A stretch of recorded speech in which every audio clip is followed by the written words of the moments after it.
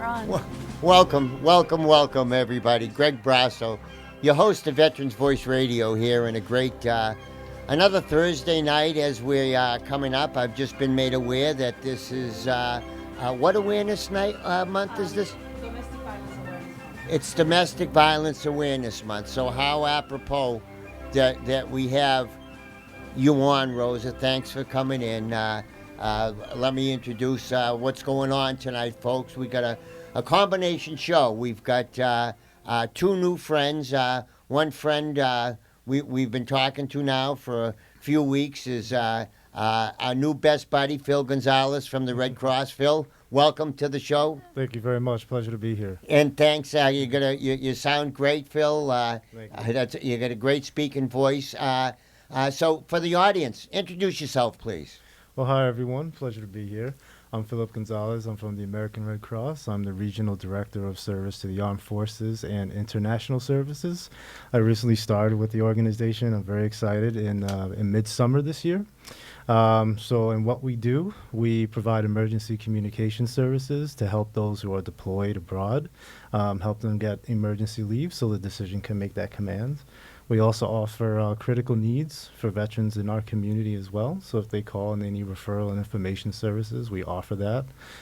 We also have a military caregiver network where there's an opportunity to have more resources available at the veteran's disposal right on their app. That's called the Hero Care mobile app.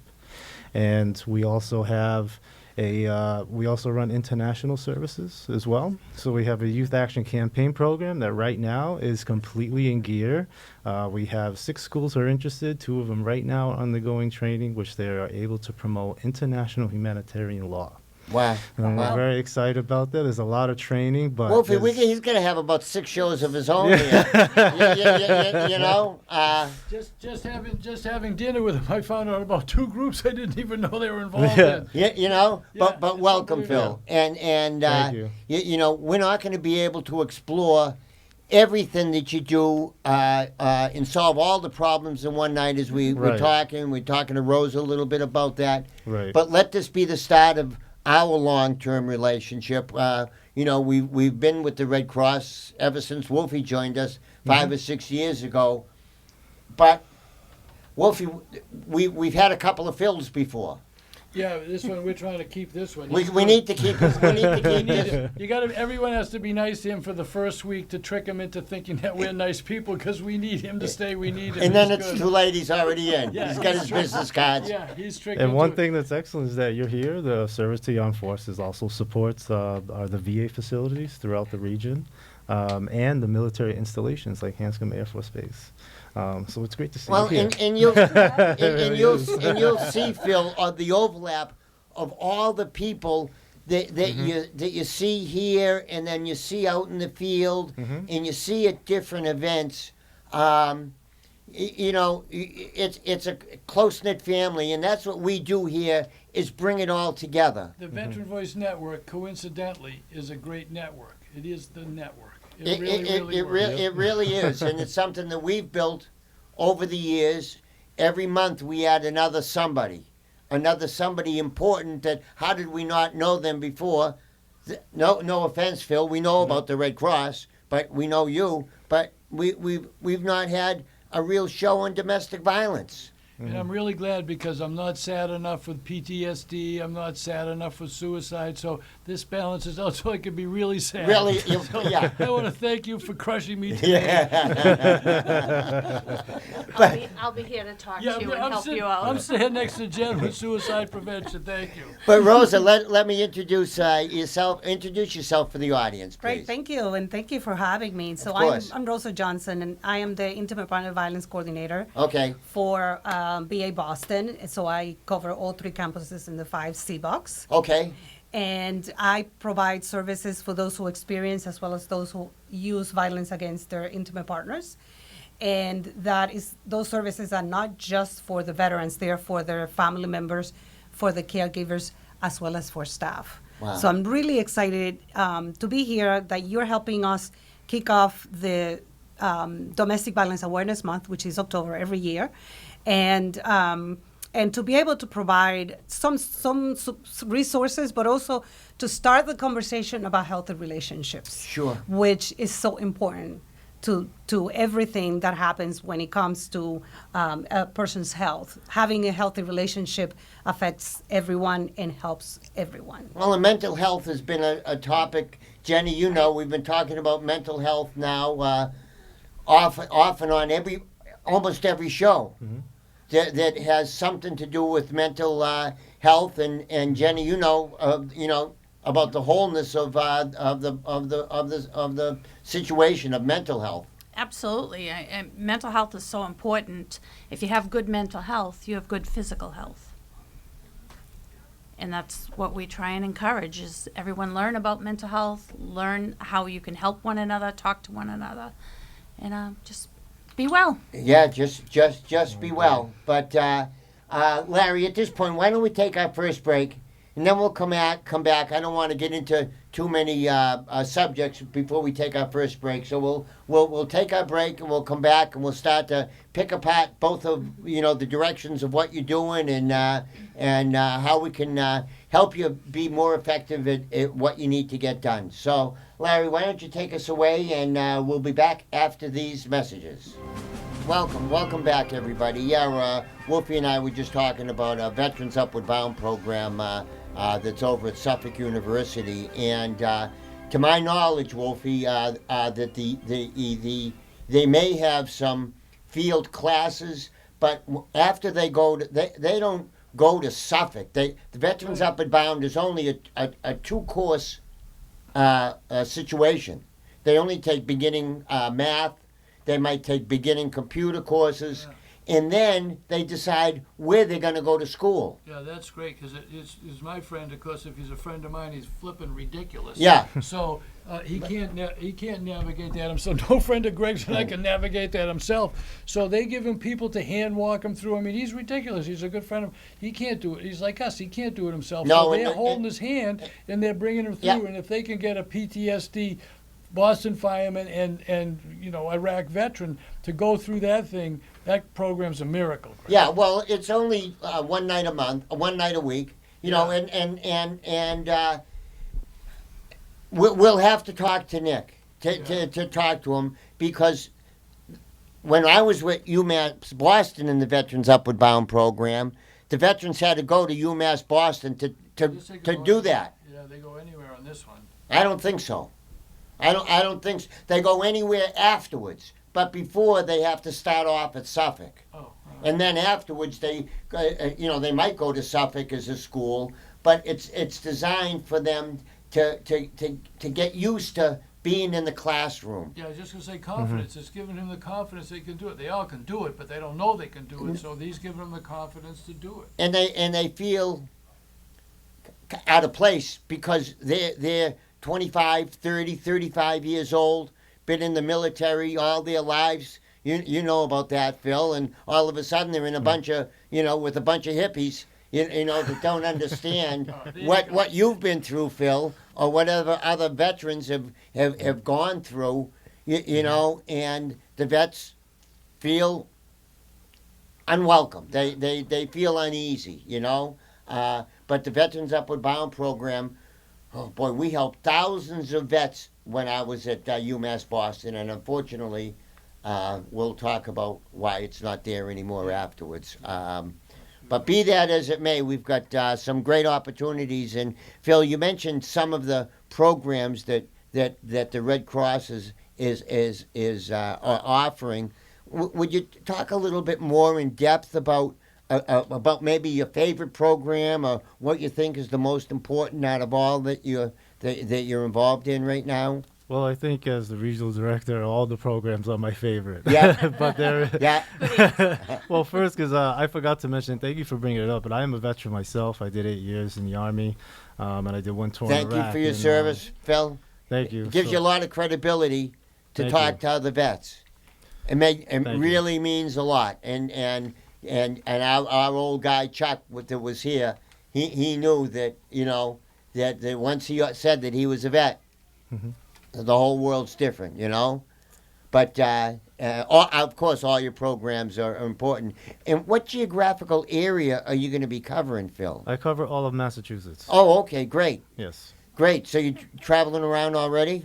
Yes, I have been. We also oversee the MEP station, so I've been to Westover, I've been to Boston, and as you know, I saw you and Wolfie at the Expo event Yeah, at the VA in Brockton. yeah. So, and just to finish responding to your question, one of the programs I didn't discuss was the adult reconnection workshops that we offer. We have licensed mental health clinicians, social workers who volunteer throughout the region, who go to multiple agencies such as Project New Hope, We Soldier On, you name it, in order to cover topics to help military service members and their families. Those are both And great children groups. as well. And so we have licensed facilitators can also as well conduct workshops for children. And we have a variety of topics such as stress solutions, effective communication, coping with deployments, trauma talk, emotional grit. And related to exactly what you do at the VA, this is kind of how we're able to support, and we're also able to raise awareness and educate, especially around coping skills, and how to successfully, address the stresses. And that's the thing of the veteran that's the most important, is the mental health part is absolutely critical for our military community.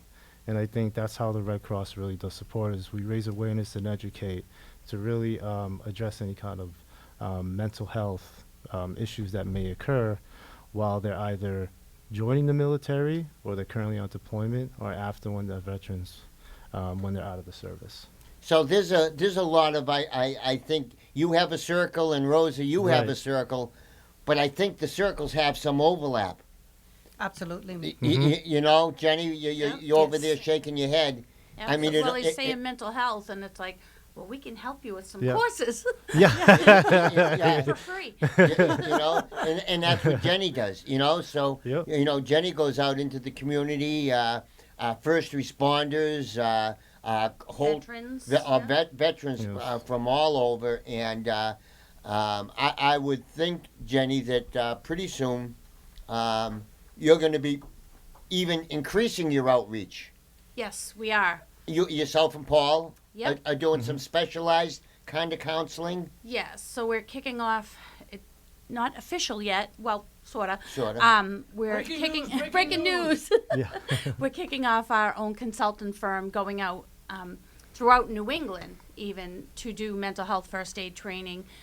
We're getting a lot of calls from construction companies, and construction companies have veterans, and they also have have different groups that come together, and there's a lot of mental health issues within the different contractors that come in, because there's alcohol abuse, substance abuse, and that all interferes with the job. That's daily. That's Right. before And that's they. daily, and right. That's before they get to work. Which surprised me, because one of the things that they talked about, the safety people on each, I think we've done about 9 different construction companies now, that they have to go into the porta potties daily and do inspections, looking for nips or needles.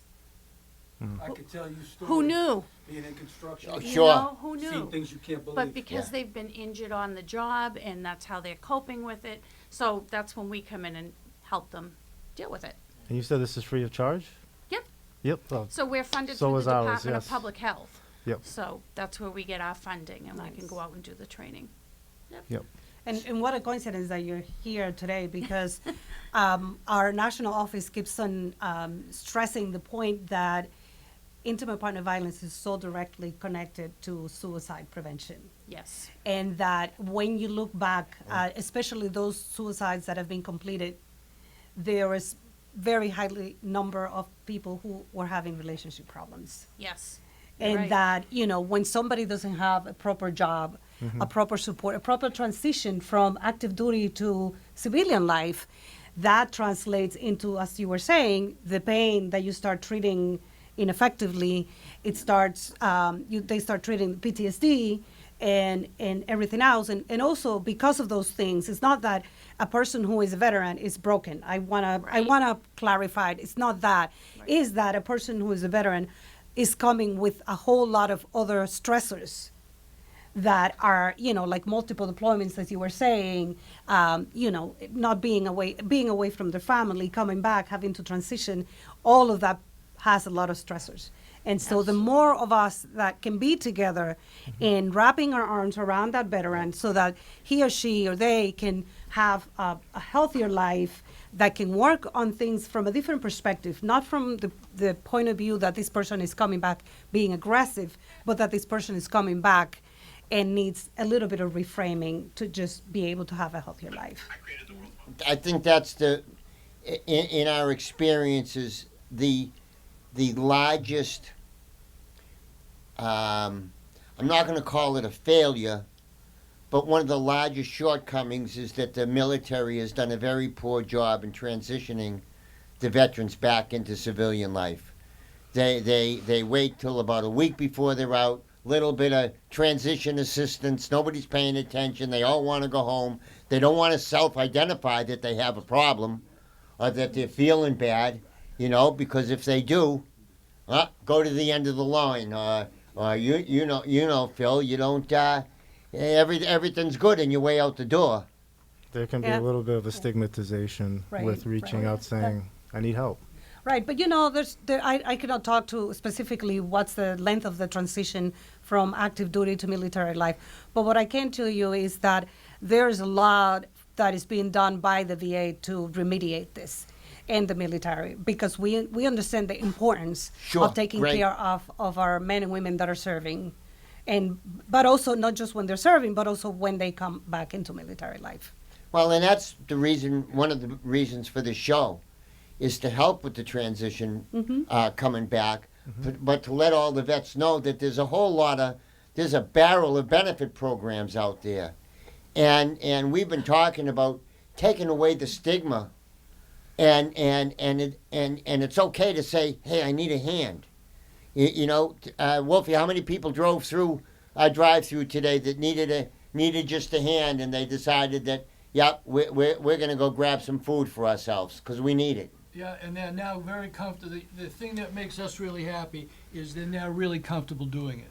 Nobody's embarrassed. Nobody's ashamed. Neil from World War II. Wolfie, Yeah. you never give me any damn food. Give me some damn food. He can't even see out the windshield. He's yelling, I gave him no food. Yeah, So- his car's loaded. No one leaves with the car's not in the string. So the comfort level that the network, Veteran Voice Network, created is a group of happy people with no stigma, saying, hey, this is great, thanks, can I help? They're telling jokes, they're telling stories, they have the music is playing. So the Veteran Voice Network actually has taken away that stigma of needing some food. And I think we've given away, Rosa, almost 300,000 pounds of food. Oh, wow. We did 6,000 pounds today 6,000 in an today. hour and 45 minutes. Holy, wow. Yeah. We That's used great. to we Yeah, used that's to run it incredible. from 12 o'clock until 1:30 or 2 o'clock. Now it's gotten so popular that people were lined up at 10:30 Yeah. waiting to open. So now we have a bunch of volunteers. Wolfie has some of his friends from down at Hull, Yeah. but we get volunteers from all over New England.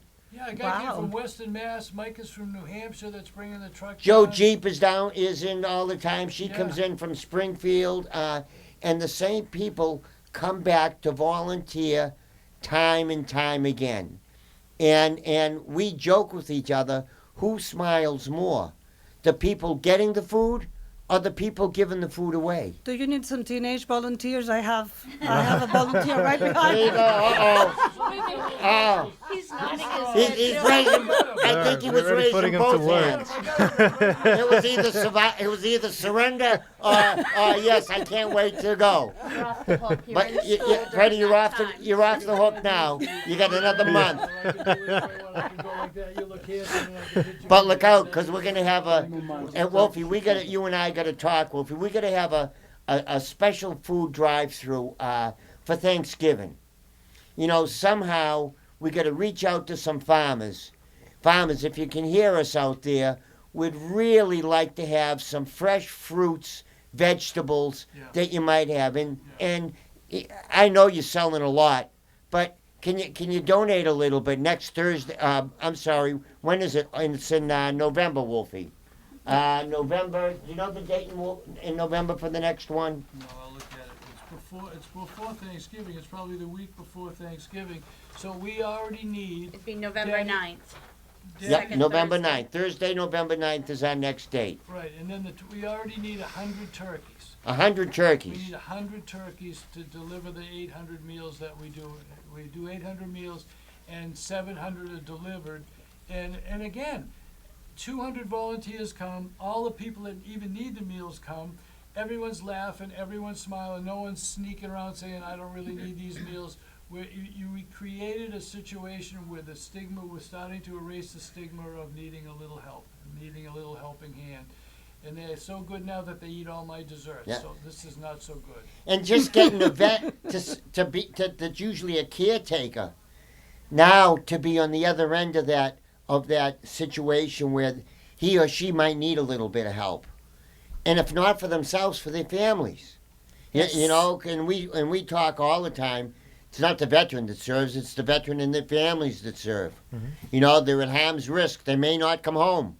Any night that they go out to work, any day they go out to work, that veteran may or may not, unfortunately, come home while they're in active service. So it's a very stressful situation, and you know, I'm sure it leads to some problems, addictions, and Phil, what do you think about the problem with the vets coming back and having some dependency on drugs? Well, I think for the Red Cross and the Service to the Armed Forces program, we have a casework team that if we do get any kind of calls, we provide information and referrals to them. So, for instance, we have an on-Bertha system that we use that we could look for any resources right in the area, and if it's substance abuse treatment, we know exactly which facilities that's within their vicinity that we can refer them to. And sometimes some of these organizations have an option where we could select refer, so the caseworker can actually contact the organization on the veteran's behalf, while we also sent the same information to the veteran. Beautiful, beautiful, beautiful. And Rosa, what do you think of the addiction problem? Do you see what role does that play in the world of domestic violence? Oh, a big one. It's really, it's almost like the chicken and the egg. You have a problem with your relationship, you're more likely to go and misuse drugs. Yeah. Sometimes you're misusing drugs, and that leads to being unhealthy in your relationship. Sure. And then it just becomes a vicious cycle. That's why domestic violence is an epidemic. It's not a diagnosis. It's an epidemic that is happening across the country and across the world. You know, it's kind of strange that growing up when I did, so obviously a much different time than it is now, and predominantly mothers and fathers were still together. It was more of a family. Mm-hmm. Today it seems there's more broken families. That how many single parent families now? I was about the only one when I was a kid, and I was such an outcast because Father's Days, whatever, there were. I mean, my mother would come. I mean, I didn't know from nothing, but I think it's difficult for families to recover from that, and to have that problem of just one parent. Oh, yes. You know, and how is that an issue now with domestic? Let me ask you a question: is domestic violence husband and wife, or husband and partner, or is it mother and father with children? All of it. All of it. All of it. All of it. All of it. And one group that often gets missed in the mix, that's why we call it intimate partner violence, is those couples that are not together, but there's still violence involved. Or when they separate, to your point about the separation of families, the person who's using violence sometimes continues to use violence from afar, using the children for, to hurt the partner, etc. It keeps on going and on and on and on. Sure. Boy, Wolfie, we're delving into some things here. I think we need to get some fabric so that people are going to be able to talk to both of these people. Phil, why don't we go to break? We're a little bit past due. Larry, why don't you take us away for a half-time break, and when we come back, we're going to make sure that the audience has both your contact information and let everybody know what's the best way to get in touch with you. So, Lad, why don't you take it away, kid, and we'll be back after these messages. Yeah. Welcome back, everybody. We've got about 19 conversations going on here as we're Stop inviting too many people in. as well. They'll throw me out. It's something that in groups that we always we bring these two great huge organizations together, but organization A, if they don't know anybody at organization B, oftentimes it's tough to get through. That becomes disorganization. Who do you call? Who do you call? You just can't get through. But now we put faces to everything, and it may be a couple of weeks, it might be a couple of months, but what we do is we try to create long-lasting relationships, and it kind of happens just naturally, doesn't it, Jen? That I mean, once people come on, generally we got them. Yeah, and then we also find out the relationships between all of us and how you said they cross. It's all those intercircle things that come together.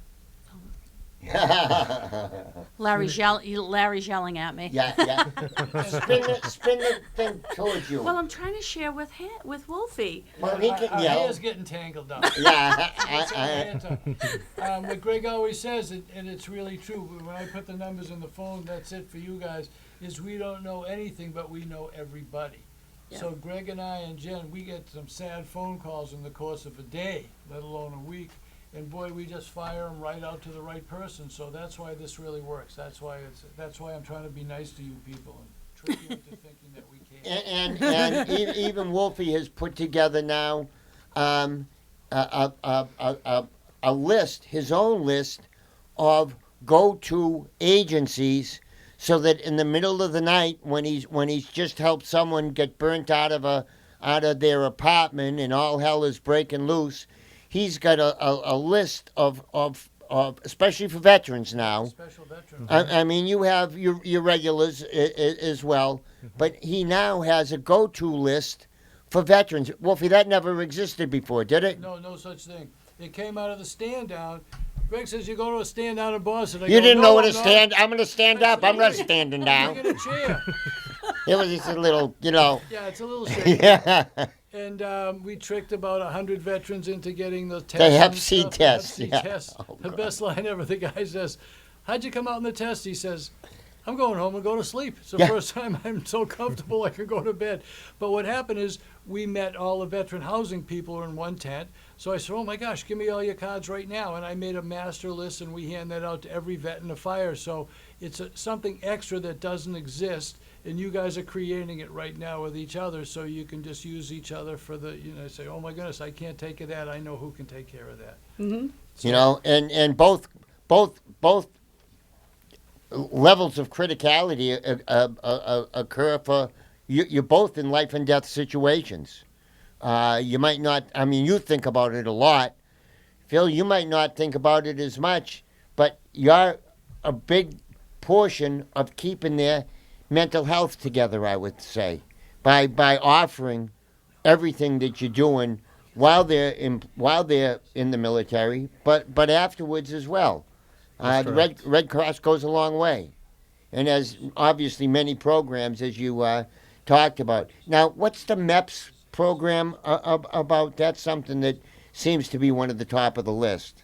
Yeah, so the MEP stations at Westover and Boston are where the recruits end up being processed through the military. So then they enlist there, they swear their oath, sign necessary paperwork, go through medical exams. So then they could eventually go to boot camp.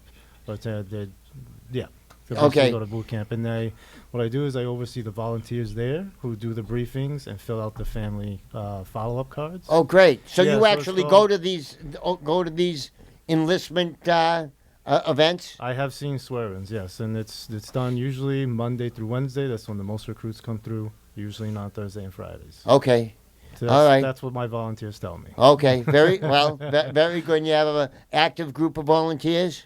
Yes, I do. We could always use more. I if was they're going to say, interested. do you, if somebody wanted to maybe spend a little bit of time or offer some time, who would they call, Phil? What number would folks like? Would you like them to start off, anyways? Absolutely. I think we, just as Jenny said, we all have the same goal here to help veterans in the community. And the number I'll give you is to our local regional office. So it's the same number that we also give on the family follow-up letters that we send to the military service family members when we contact them right after MEPS, after they fill out the contact card. And the number we give them if they have any questions or need further information on information and referrals, that number is 781-410-3684. And that number again is 781-410-3684. There's the same number if any veteran has any questions or if they just want information, as you said. I really need assistance to know what's the nearest by a substance abuse treatment center. I want to get help. You call that number, one of our caseworkers will follow up with you. How about if they called for a family member? Maybe maybe it's not that person calling for themselves. How about a spouse or a partner that says, "Hey, I need a little bit of help. Could you Yes. could you help us with a situation like that?" So what we do is once the service member fills out the family contact card, we call the family member that they put as the contact on that card. Great. So we follow up with them right away, and we ask them if they need any further information or services. And usually that family member will also contact us if there is an emergency at home when that service member's abroad. Let's say the death of a family, Yeah. when that's becoming ill. So we are in active contact with the family once they fill out that card from the MEP station. And we always ask them, and we provide them the same phone number that I gave you, Yep. if they had any further information that they would like. But the soldier going off knows already that somebody's got their back, Yes. and somebody's there as a liaison between the family themselves, and they're not completely stranded and alone somewhere out there in Djibouti somewhere. No. And this is I'm very passionate about, service to the armed forces. Make sure that every single person who wants to join our military, they are part of the military community, and they are not alone. This is not just a job for me, this is a lifestyle. And as a veteran, I want to make sure that every single military service member or their families feels like the Red Cross will be there if they need us. Well- and Greg, that just happened.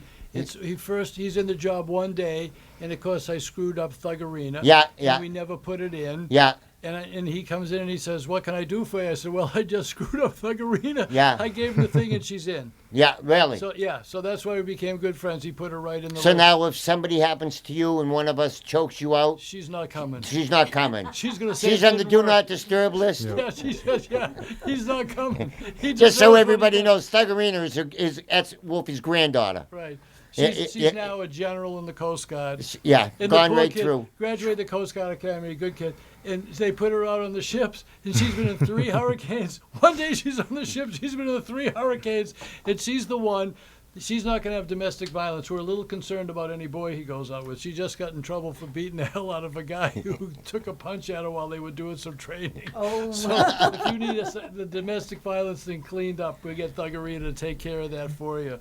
But the military the new military is really taking care of everybody. It's much different. But Phil put her right in for us. That was one of the first things he did because her grandfather goofed that thing up. So it really works. The system works. And what you'll find out is when Greg and they get a hold of us and we go to call you, all our friends answer the phone. What? What now? What? What? Okay, They just want what? the name Yeah. and the phone number, and they hang up because they know Greg and I don't know what they're talking about. They don't even want us to give our opinion. What? And it's taken care of. So you're going to get some what phone calls. So, and Phil, thanks for sharing that phone number with us. But I wanted to share also with you those maybe experiencing a little bit of domestic violence. Maybe it started while they were in the service. Maybe they're still in the service and they're not home yet, but they're feeling like, can you help me in advance? Is that something that somebody could call you for, Rosa? And you'd help guide them through almost whatever questions they might have? so if they're active duty, the bases have their own family services. Okay. So they can have it there, but once they're transitioned into the community, then we take it from there. Beautiful. Beautiful. So that phone number, folks, for you to get started, the national hotline is 1-800-799-7233. And, boy, I'm looking at all this list that we should put on our website, Rosa. It's a whole list of questions about intimate partner violence. I'm so non-familiar with domestic violence and thinking about intimate partner violence. Getting back to when I was a kid and being the only one without a father, I thought I was at different, which I was, and I was so jealous of everybody that had a two-person family. But it turns out there was a lot of violence back then. In the 50s and 60s, Wolfie, nobody talked about it. No. The wife would be wearing sunglasses and stuff.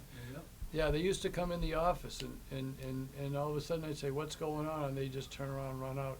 So we never let that go. We had a little follow-up on our own. Now I'm glad we have you because your follow-up was a little more professional than our follow-up was. yes. But yes, it really existed. And wealthy families too. Oh, yeah, there's no, maybe more Yeah.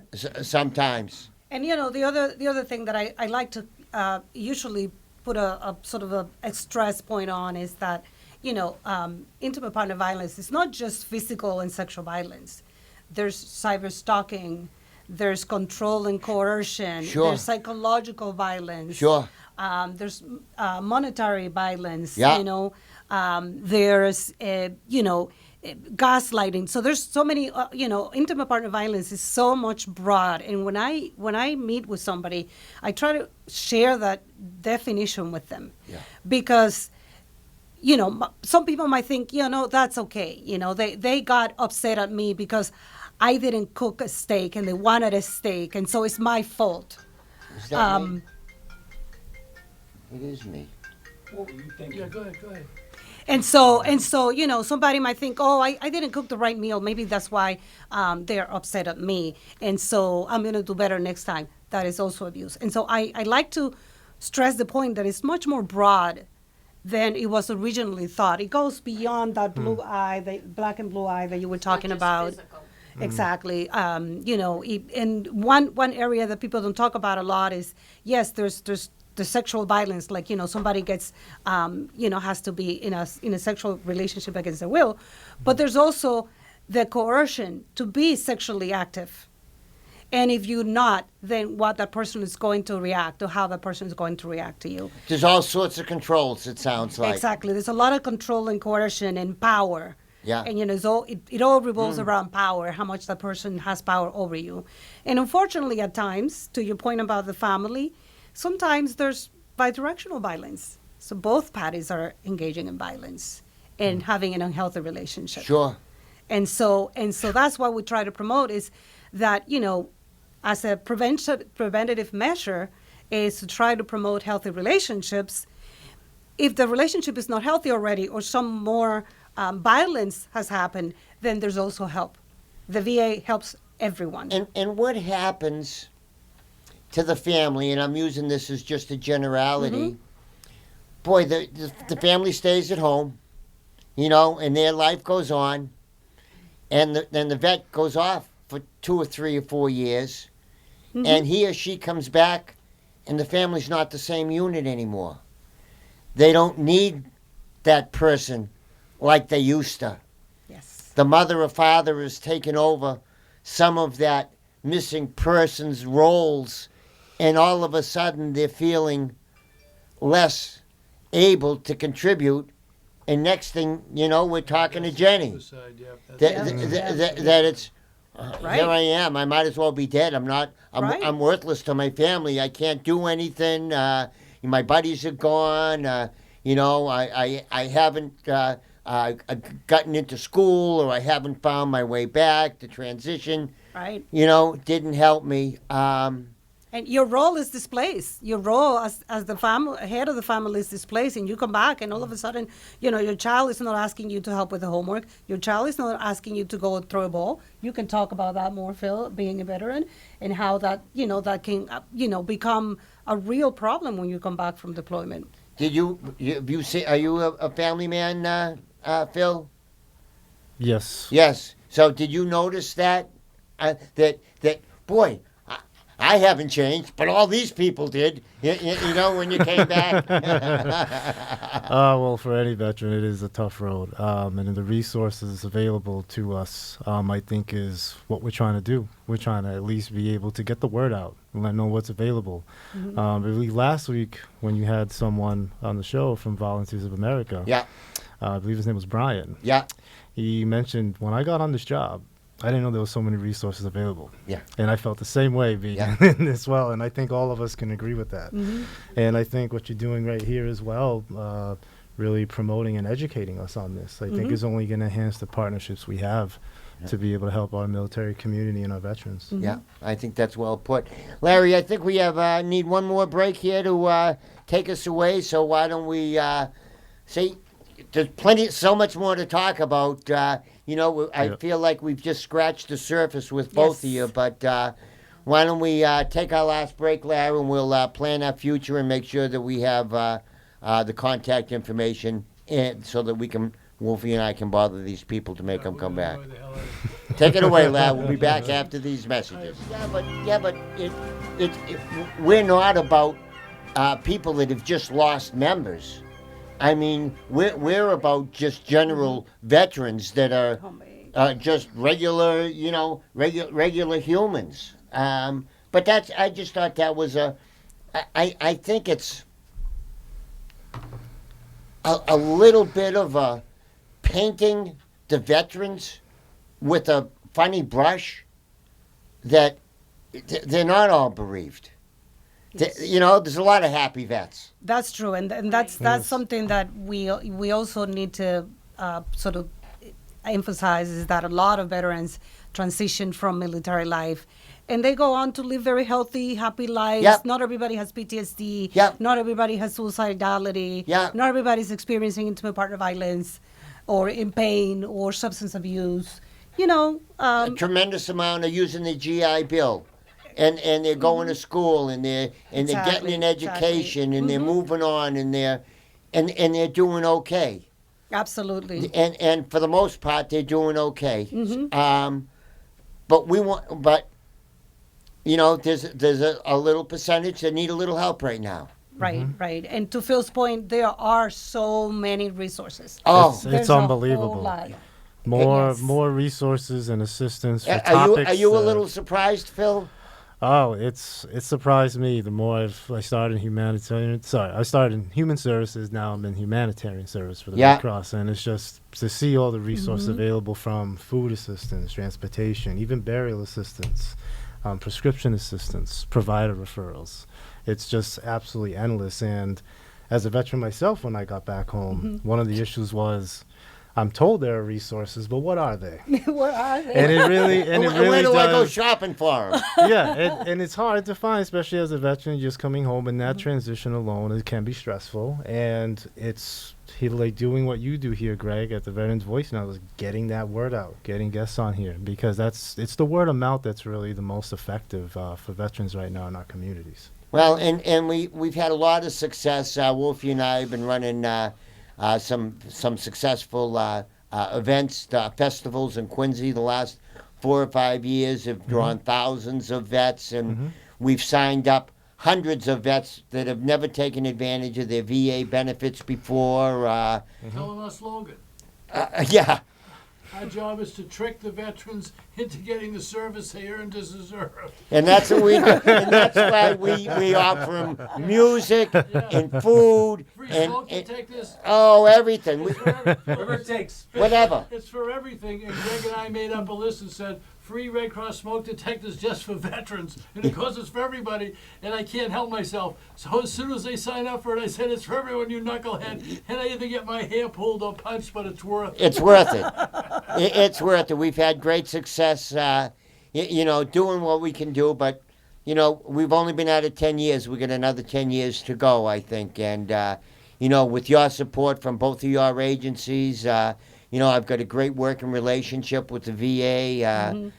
We have Mr. Ring's been on several times, and we've gotten several awards from the VA that have been very, very nice and very much appreciated, and look to continue the relationship. And same thing with the Red Cross, Phil.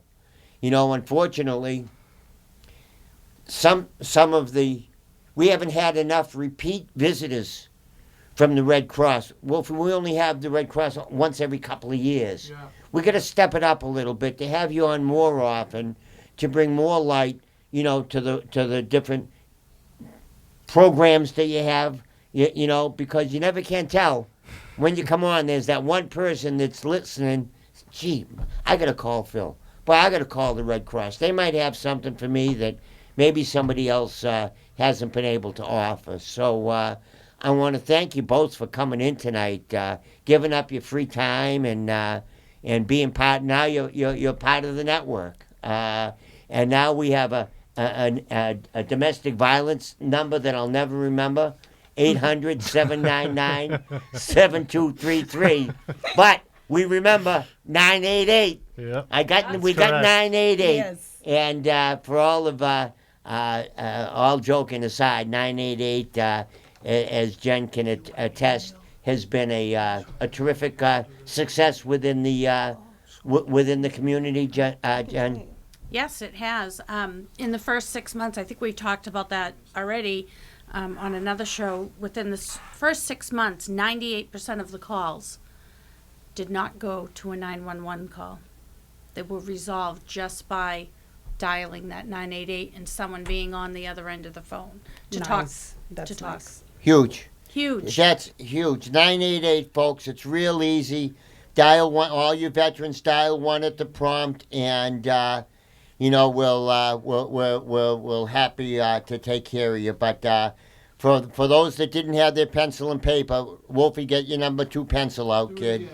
It's the end without the eraser. 781-410-3684. And how about volunteers, Phil? The Red Cross, do you have enough volunteers yet?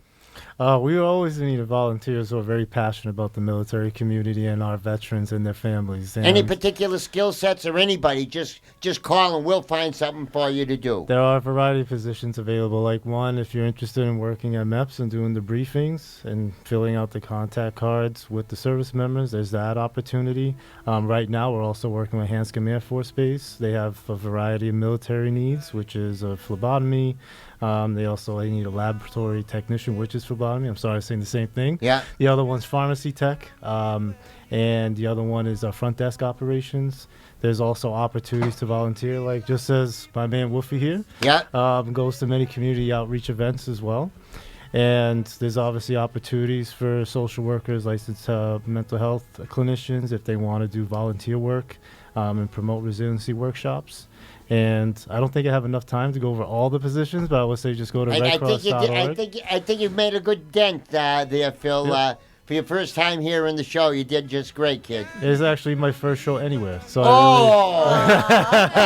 Hallelujah. Hallelujah. Well, and I'll repeat that Red Cross hotline is 781-410-3684. Someone nice will answer the phone and direct you to the proper region, and that's the regional office. and that's the regional office, and then they'll disseminate the calls accordingly. And So don't be afraid to call, and don't be afraid to dial 988, folks.